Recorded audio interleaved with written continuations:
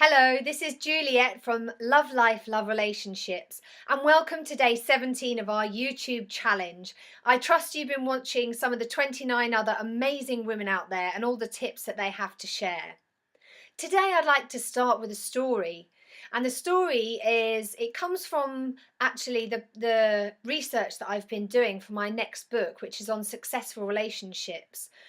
And for one of the interviews, I actually met with the couple, and then we walked to a cafe where I did the interview with them. And on the walk to the cafe, there was one of those uncomfortable moments where I felt a bit like a third wheel or a third leg. And there was a bit of back and forth between them, and one of them was quite short with the other person. And at the time, it did make me feel very uncomfortable. But then we carried on, and at the cafe we did the interview, and everything was great. Reflecting back on this, I remember thinking, they're relationship experts. Surely, they wouldn't have moments like these. But then actually really thinking about it more deeply, what I realised was even successful relationships have those intense moments, have arguments, have various things like that. And there's a great quote, and it goes that it's not about finding the perfect person. It's about seeing the imperfect person perfectly. So it's not about finding the perfect person. It's about seeing the imperfect person perfectly. I think this is just such a great quote, and it really resonates.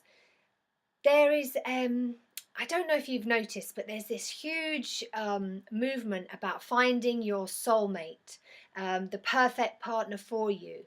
And although I have a degree of belief in this, I also think that this is part of our downfall, because in thinking that there is this perfect person, we almost set ourselves up to fail, because we make it unobtainable by making it so perfect and so pristine.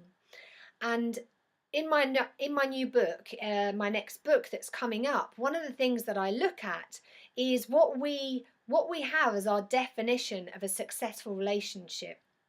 Because a successful relationship, as far as I can see, and in my opinion, is by no means perfect.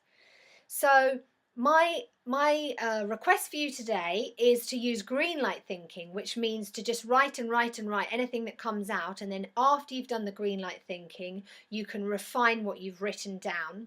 So use green light thinking, and at the top of the page or in the middle, put down successful relationship. And then around that, I want you to write down all the ideas that you have that are about your definition of what a successful relationship is. Okay? So what is your definition of a successful relationship? Use green light thinking first, and then maybe come back to it afterwards, and you can hone and pare down, your ideas, so that you have maybe a paragraph or something.